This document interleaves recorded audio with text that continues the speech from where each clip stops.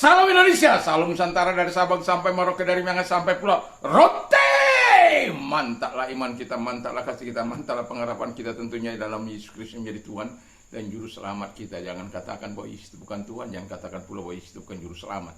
Dia adalah Tuhan, dia adalah Juru Selamat. Yesus sudah berkata, akulah jalan dan kebenaran dan hidup, tiada seorang pun sampai kepada Allah kalau tidak melalui aku. Rasul Petrus sudah berkata, di bawah dalam Kisah Rasul 4 ayat 12, di bawah kolong langit ini tidak ada nama lain yang diberikan kepada manusia yang olehnya kita diselamatkan selain dalam nama Yesus Kristus. Puji nama Tuhan. Dan kiranya di pagi hari ini doa dan harapan saya, kekuatan Tuhan, kekuatan firman, kekuatan Roh Kudus, kekuatan doa, kekuatan iman menyertai kita dalam perjalanan di pagi hari ini. Kiranya Tuhan Yesus memberkati kita semuanya. Puji nama Tuhan. Dan saya akan membaca, sebelumnya kita berdoa dulu. Terima kasih Tuhan, biarkan kami orang-orang yang bertekun mencari Engkau. Dalam nama Yesus, haleluya, amin. Di dalam Kisah Rasul 10 ayat yang kedua, ia saleh serta seisi rumahnya takut akan Allah dan memberi banyak sedekah kepada umat Yahudi dan senantiasa berdoa kepada Tuhan. Ayat 1. Di Kaisarea ada seorang yang bernama Cornelius, seorang perwira pasukan yang disebut pasukan Itali. Jadi tema kita adalah Cornelius bukan seorang percaya, tetapi ia sedang mencari Allah. Jadi dia bukan seorang percaya, tetapi dia sedang mencari Allah. Nah, ketika orang-orang seperti ini, ya, tentu dia harus memiliki sesuatu yang istimewa dalam dirinya. Kalau kita lihat bagaimana situasi dan kondisinya, dia adalah seorang perwira Romawi yang bertugas di Kaisarea, dan kita tahu bahwa dia di bawahnya masih ada seratusan prajurit. Jadi dia seorang perwira yang memimpin kira-kira 100 prajurit. Nah, dan Alkitab mengatakan dengan jelas, sekalipun ia tidak percaya bukan orang percaya, tetapi dia mencari Allah. Dan Alkitab mengatakan bahwa ia adalah seorang yang saleh dan seisi rumahnya. Saleh itu berarti taat dan sungguh-sungguh beribadah kepada Allah. Jadi dia bukan, walaupun dia bukan orang percaya, tetapi dia sudah menyerahkan hatinya kepada Allah dalam hidupnya. Dia tidak tahu apa yang akan terjadi sebenarnya dalam hidupnya. Tetapi kita tahu barang siapa mencari Allah dengan sungguh-sungguh, Tuhan akan datang kepadanya. Tuhan akan berkenan dijumpai, dan orang akan, bahkan dalam Ibrani 11 ayat yang ke-6 di sana dikatakan Tuhan itu memberikan upah kepada orang-orang yang sungguh-sungguh mencari Tuhan. Nah, tetapi itu belum sampai ke sana kita membahasnya. Jadi dia saleh dan seisi rumahnya. Bukan hanya dia yang saleh, tetapi seisi rumahnya hidup dalam kesalehan, hidup dalam ketaatan. Itu apa? Itu saleh itu berarti hidup dalam ketaatan dan hidup beribadah dengan sungguh-sungguh. Yang kedua, arti yang kedua saleh itu ialah orang yang suci hatinya dan beriman. Jadi dia punya hati tidak ada, saya sering katakan tidak neko-neko, tetapi sebagaimana Tuhan yang suci itu, dia juga menjaga hatinya dengan segala kewaspadaan. Karena firman Allah katakan dalam Amsal 4 ayat yang ke-23 di sana dikatakan bahwa jagalah hatimu dengan segala kewaspadaan, karena dari situlah terpancar kehidupan. Nah, dia betul-betul menjaga hatinya. Yang kedua adalah dalam Alkitab katakan takut akan Allah dan tulus hati. Dalam tulus hati itu nanti Anda bisa baca dalam Kisah Rasul 5 ayat 22. Jadi ada banyak orang yang takut akan Tuhan dan mereka dikenan oleh Allah, Dan Alkitab mencatat bahwa dia adalah orang yang takut akan Tuhan dan tulus hati. Itu tulus hati dan suci itu sejalan itu ya. Jadi dia orang yang takut Tuhan. Kita tahu ketika orang takut Tuhan, Allah berkenan kepada dia dan dia diberkati oleh Tuhan. Dan Alkitab katakan orang yang takut akan Tuhan itu akan mendapat perlindungan, bahkan mendapatkan sumber kehidupan yang sesungguhnya. Dan Tuhan menyatakan segala kebaikan dan perhatian kepada dia. Dan dia itu betul-betul lahir dari batinnya. Karena Alkitab mengatakan dia bukan seorang percaya. Dia bukan seorang Kristen yang tahu bagaimana mencari Allah. Tetapi dia betul-betul, kita sudah tahu bagi banyak orang yang mendengar kesaksian-kesaksian para murtadin, bagaimana mereka meminta kepada Tuhan supaya Tuhan menyatakan, dan Tuhan menyatakan dirinya. Mereka mencari Tuhan dengan segenap hati mereka dan Tuhan berkenan ditemui. Seperti Cornelius itu. Jadi kalau Anda ada di luar sana yang tidak percaya kepada, bukan orang percaya tetapi rindu menyatakan diri untuk percaya kepada Allah, dan tirulah apa yang dilakukan oleh si Cornelius ini. Nah, kemudian yang ketiga dikatakan bahwa ia memberi banyak sedekah kepada umat Yahudi. Jadi memberi sedekah itu bukan menyogok atau bukan juga membeli Tuhan, bukan.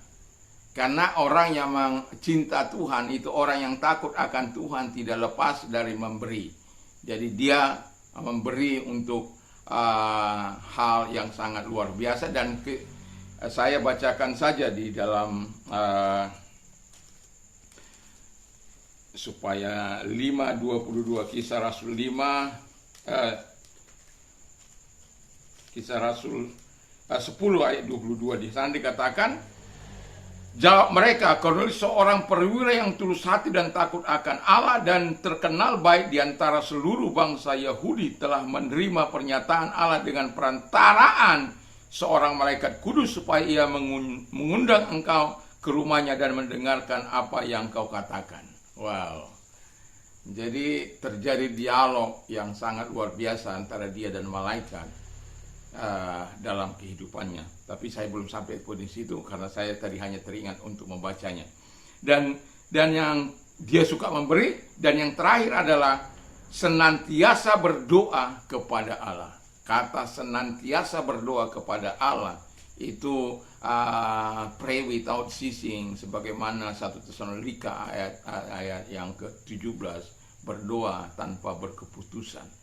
Nah, Cornelius ini melakukan, dan sebagaimana tadi saya bacakan di ayat 10 pasal 10 ayat 22 itu, bagaimana orang-orang yang disuruh oleh Cornelius untuk bertemu dengan Petrus, karena Tuhan menyuruh melalui malaikatnya.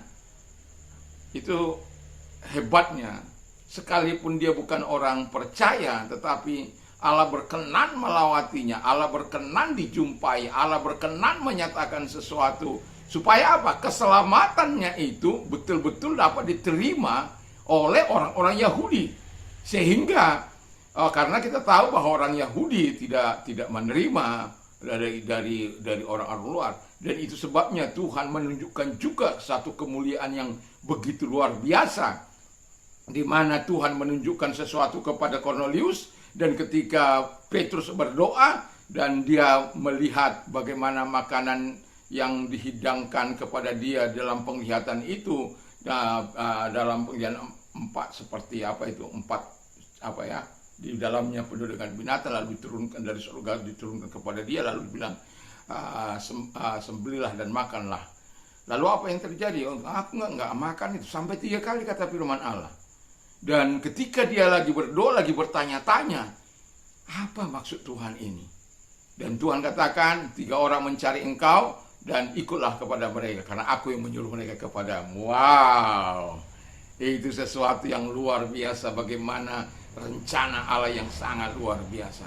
Walaupun Cornelius tidak percaya, tetapi dia sedang mencari Allah, dan dia betul-betul menjaga hatinya, menjaga hidupnya untuk senantiasa bisa menggerakkan hati Allah.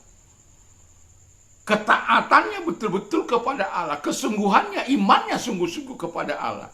Dan pada akhirnya, saya membacakan dalam ayat yang ke pasal dari Ibrani 11 ayat 6 dikatakan demikian. Tetapi tanpa iman tidak mungkin orang berkenan kepada Allah. Sebab barang siapa berpaling kepada Allah, ia harus percaya bahwa Allah ada, dan bahwa Allah memberikan upah kepada orang-orang yang sungguh mencari Dia. Jadi kalau Cornelius bisa mengalami nikmat anugerah Allah yang begitu luar biasa, itu bukan karena hebatnya, tetapi karena dia menerima segala kebaikan Tuhan, dan dia dituntun oleh Tuhan untuk melakukan, dan pertemuan yang indah yang masih kita akan lanjutkan nanti sore saya akan berbicara tentang kisah Rasul, masih dalam kisah Rasul ini. Jadi saya mau katakan kepada kita semuanya, siapapun kita yang di luar sana yang mendengarkan firman Allah ini, kalaupun engkau belum percaya kepada bukan orang percaya, tetapi engkau ingin bertemu dengan Allah, Allah berkenan ditemui, tirulah dan lakukanlah seperti yang dilakukan oleh Cornelius ini. Dan saya yakin dan percaya, Alkitab sudah mengatakan dalam Yesaya 55 ayat yang ke-6, carilah dia selama ia berkenan ditemui, berserulah kepadanya dan dia akan menjawab kita. Puji nama Tuhan, Tuhan memberkati kita, dan mari kita tunduk kepala kita berdoa. Terima kasih Tuhan, kiranya Engkau Allah yang hidup, yang besar, yang dahsyat, yang luar biasa, menolong kami untuk bertumbuh di dalam Engkau. Dan Kau hadir kepada mereka-mereka yang belum percaya juga, yang mungkin mau percaya seperti Cornelius ini. Tuhan, tolong mereka semuanya. Terima kasih Bapa di surga. Dan kalau engkau sakit, saya mau berdoa bagimu dalam nama Tuhan Yesus Kristus. Percaya bahwa Tuhan mampu menyembuhkan engkau, Tuhan mampu menolong engkau.